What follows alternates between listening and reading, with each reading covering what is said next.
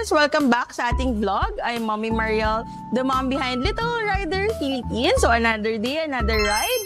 Ipapakita ko sa inyo yung mga colors na available sa ating 50cc Kickstart. So meron tayong color orange, meron tayong color green, at meron tayong color blue. Pagdating naman sa size ng mga tires, since marami pong nagtatanong sa atin, ang front tire natin is 14 inches, ang back naman po natin or ang likurang gulong natin ay 12 inches. So ano bang advantage na mas malaki yung gulong sa harap compared sa likod?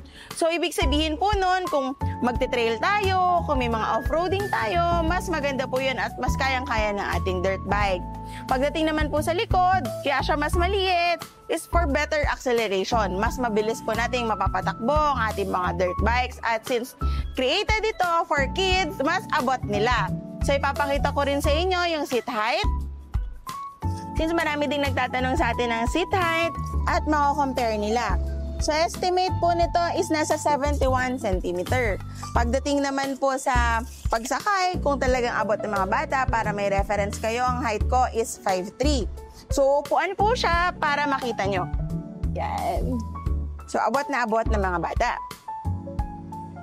Pagdating naman sa front and sa back natin, naka-hydraulic disc brake na rin ito. So napakaganda ng ating 50cc Kickstart.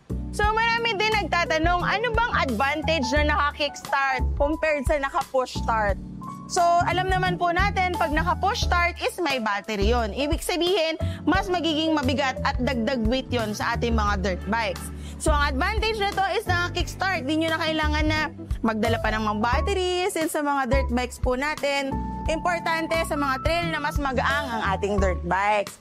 So, kung naghahanap kayo ng high quality at talagang very affordable price, dito na yan matatagpuan sa Little Rider PH at kayang-kaya na itong makipagsabayan sa mga big brands na high quality at ito, sa atin, sa Little Rider PH, very affordable. So, perfect to for beginner na mga anak ninyo kung mag-start pa lang sila for dirt bike. So, ano bang inaantay nyo? Message us now at Little Rider PH para sa Manila branch, Little Rider PH Santa Maria Bulacan branch para sa ating Bulacan branch. See you!